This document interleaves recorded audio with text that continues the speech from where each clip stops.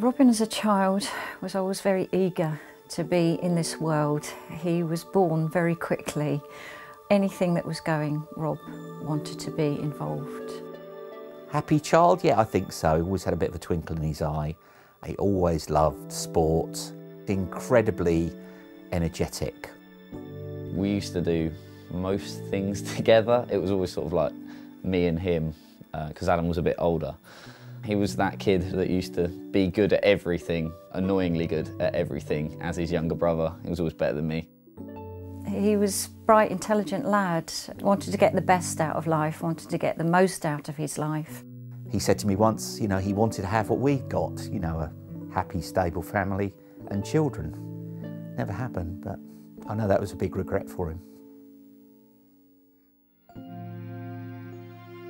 The symptom that was showing itself was a very deep cough.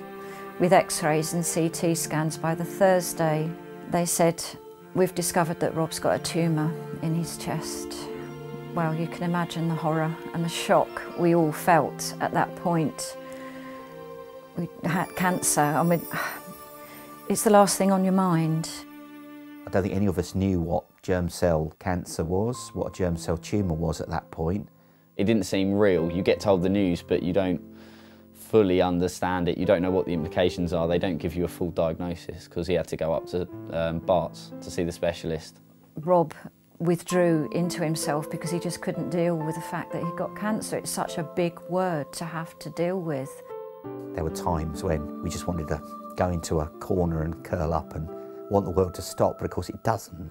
For a young lad, of 24 to lose all his hair.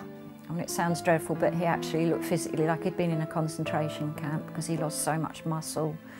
There was nothing more they could do for Rob.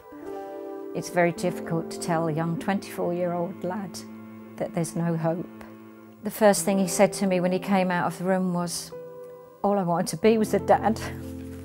That was my ambition in life, was to be married and have children of my own. And we just hugged. Once we found out he was terminal, we did some really fun stuff as a family.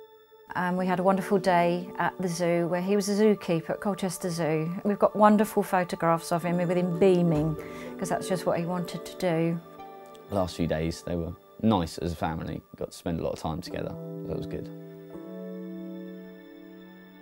His last day, we were supposed to be going to see Col U, and all of his mates were supposed to be coming with us. We never got there, unfortunately, and he died at half-time, at 4:45. And I said to him, "Rob, if you have to go, love, then go. Don't worry about us. We're going to be fine. We all love you very much." And at that point, he took one more breath and then he'd gone.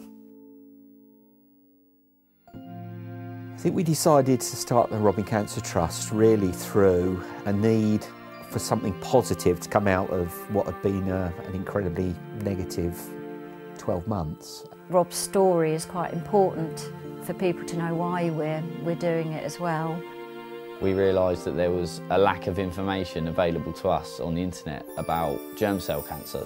We can be that hub of information where people can visit and actually find out the simple questions you have, you know, telling people the facts. Awareness is the easiest thing to spread. If you're on a social media site, and say Twitter or Facebook, just share or like a photo.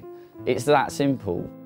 If we could save one life by setting up the charity, you know, that would be worth it. Just that single thing. One life would be enough, but 100 lives would be better.